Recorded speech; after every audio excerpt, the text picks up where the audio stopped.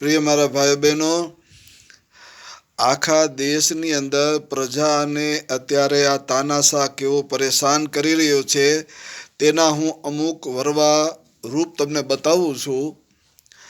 કે પ્રથમ તો આપણને પ્રજાને પહેલેથી જ આ હેરાન કરતો આવે છે આ તાનાશાહ. પેટ્રોલના ભાવ, ડીઝલના ભાવ, જીવન જરૂરિયાત જે વસ્તુ હોય આપણી એના બધા ભાવ આસમાને પહોંચાડી દીધા છે. અને કોઈ વસ્તુ સસ્તી મળતી નથી અને કોઈ વસ્તુ સારી રીતે આપણને મળતી નથી. બધા વસ્તુમાં ભેળસેળ.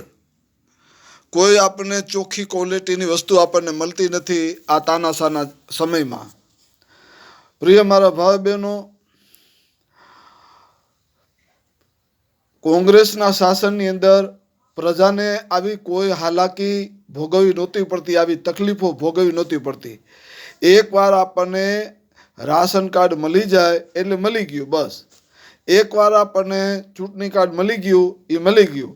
એકવાર આપણને આધાર કાર્ડ મળી ગયું એટલે મળી ગયું. પછી એના કોઈ લોચા અને એની કોઈ પાછળની કોઈ તકલીફો નહીં.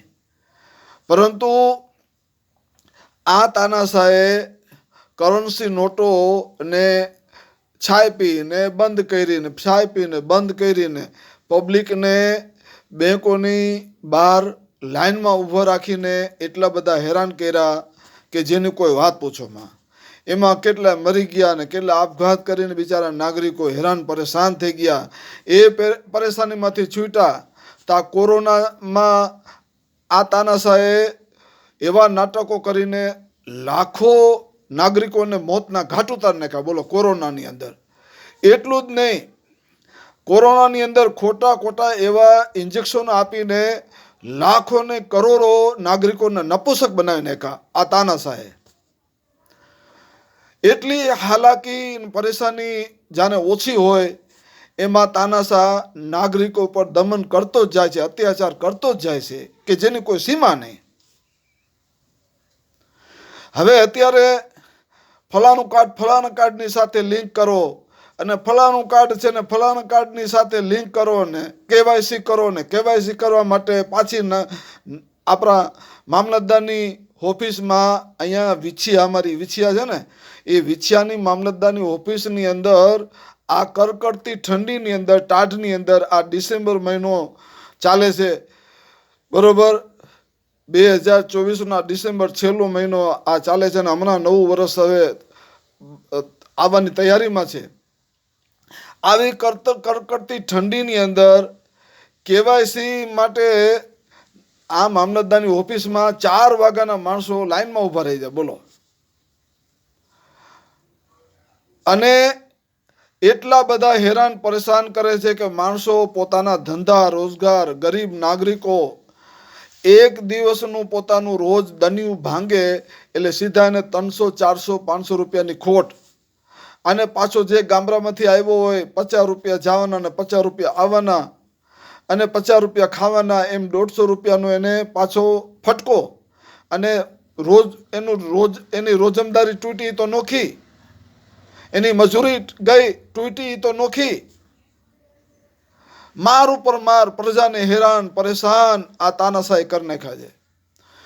અને એ લાઈન ઉપર ઊભા રહ્યા હોય અને એમાં 200-300 જણા લાઈનમાં ઊભા હોય અને એમાં ખાલી 150 માણસોનો ટાર્ગેટ કે 150 માણસોને જ લેવાના, પછી બંધ કરી દેવાની બારી. બોલો.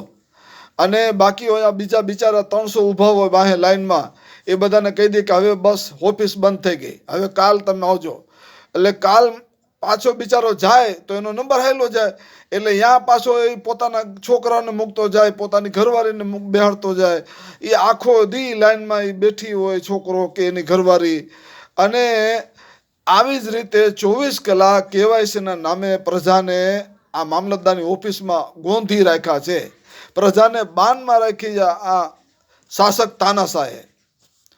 આવા જ એવા હડપલા કરતો જાય છે. પબ્લિકને કઈ રીતે હેરાન કરવી. કેરોસીન કોંગ્રેસના શાસનમાં મળતું હતું. આજે હું મારા અલ્લાહની સોગંદ ખાઈને કહું છું કે નરેન્દ્રભાઈ મોદીની સરકાર આવી ત્યારથી મેં કેરોસીન કેવું હોય તે મેં જોયું નથી. મેં જોયું નથી. આ ભાજપની સરકારમાં ગરીબોને કેટલી હાલાકી ભોગવવી પડે છે એનો વર્વ રૂપ જો મને જોવે, આ મામલતદાર સાહેબે, આ કલેક્ટર સાહેબે, આ સરકારી બધા પ્રતિનિધિઓ જાણે ભાજપના કેમ પ્રતિનિધિ હોય એમ મારી ઉપર દમન કરે છે, મારી ઉપર અત્યાચાર કરે. બોલો, મને બધા અધિકારો અને મને લાભથી આ બધા મામલતદારે મને વંચિત કર્યો છે. બોલો, મારી કોઈ વાત સાંભળવા તૈયાર નથી. આ મામલતદારે, આ કલેક્ટરે મને વીજળી કનેક્શનથી વંચિત રાખ્યો છે.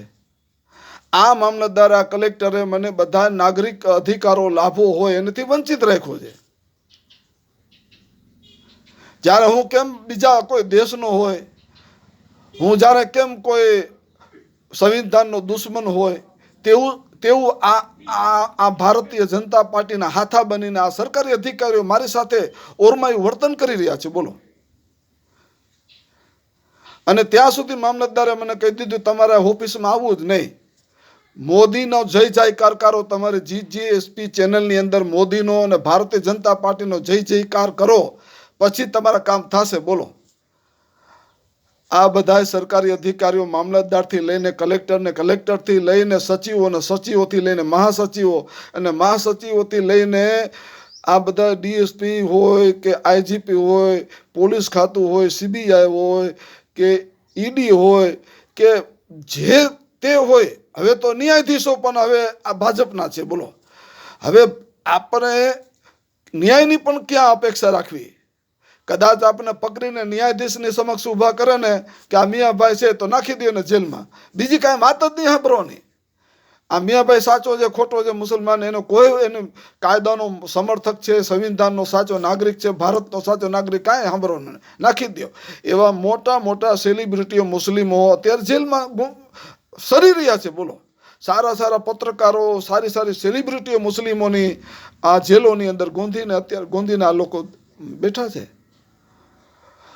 સરાસર આખા આ તાનાશાના શાસનમાં લોકશાહીની હત્યા કરી નાખી છે આ બધાએ ભેરા થઈને. ક્યાંય સંવિધાનનું નામો નિશાન રહેવા નથી દીધું. બોલો, આ લોકોએ, જેનો હું જીવતો જાગતો પુરાવો છું. આ બધા લોકોએ મને બધા જ લાભો અને હકો અધિકારોથી વંચિત કરીને રાખ્યો છે. બોલો, અને એવો મને મીઠો માર મારી રહ્યા છે કે બાપુને આપણે છે ને પકડવાય નથી, જેલમાં નાખવાય નથી, ભલે ફરે પણ આપણે એમને કાંઈ દેવાયનું નથી. બધી વસ્તુનો પ્રતિબંધ, જાણે ઓલા ઇમામ હુસેન, જે બહુતર ઇમામ હુસેનના કરબલાના સાથીઓ હતા, એમની ઉપર યજીદે પાણીનો પ્રતિબંધ કર્યો, હવાનો પ્રતિબંધ કર્યો, ફલાની વસ્તુનો પ્રતિબંધ કર્યો. એમ આ લોકો છે ને મારી ઉપર મને કાંઈક ટચ નથી કરતા, પણ બધી મને વસ્તુથી વંચિત કરી દીધો છે. એટલે આ લોકોની એવી મેલી મનસા છે કે આ બાપુને આપણે આમ ટોર્ચર કરીને ભારતીય જનતા પાર્ટીમાં લઈ લઈએ. બોલો, પણ હું ભલે મરી જાઉં ભૂખો તરસો, ભલે મને કોઈ લાભ ન મળે, બરોબર, મને બધી જ રીતે વીખી નાખ્યા મામલતદારે અને કલેક્ટરે ને બધા ભેરા થઈને. સરકારી અધિકારીઓ મને કોઈ મારી પાસે આવતું નથી, મને ટચે નથી કરતું, પણ મને પરોક્ષ રીતે આ લોકો પડદા પાછળ રહીને મને એવી બધી મેલી મનસાઓ, એવી ઝાર મારી પર નાખીને એવો મને હેરાન પરેશાન કરી રહ્યા છે આ ભારતીય જનતા પાર્ટીના હાથા બનીને, કે જેની કોઈ વાત પૂછોમાં. પણ છતાંય હું છે ને ઈમાનદારીનો, પ્રમાણિકતાનો દામન નહીં મૂકું. ઈમાનદારી હું નહીં મૂકું, પ્રમાણિકતા નહીં મૂકું. હું પ્રમાણિકતાથી રહીશ, સંવિધાનનો, ભારતનો વફાદાર નાગરિક બનીને રહીશ, અને આવા ગુંડાઓનો હું સામનો કરીશ. અને આ ભારતીય જનતા પાર્ટીની ખોટી સિસ્ટમ છે, અને આ ભારતીય જનતા પાર્ટીના આ બધા સરકારી અધિકારીઓ હાથા બનીને બેઠા છે, એ ખોટી સિસ્ટમનો હું વિરોધ તો નોંધાવતો જ રહીશ. ભલે મારે આ લોકો મને તહસ નસ કરી નાખે, મને ભલે મને ધૂળ ચાટતો કરી નાખે, પણ હું છે ને સત્યાગ્રહ મારો ચાલુ જ રાખીશ. હું ગુજરાત જનતા સમર્થન પાર્ટીનો પ્રેસિડેન્ટ ગુલામ હુસૈન ઉમરભાઈ બલોચ મકરાણી. જય હિન્દ, જય ભારત, જય સંવિધાન.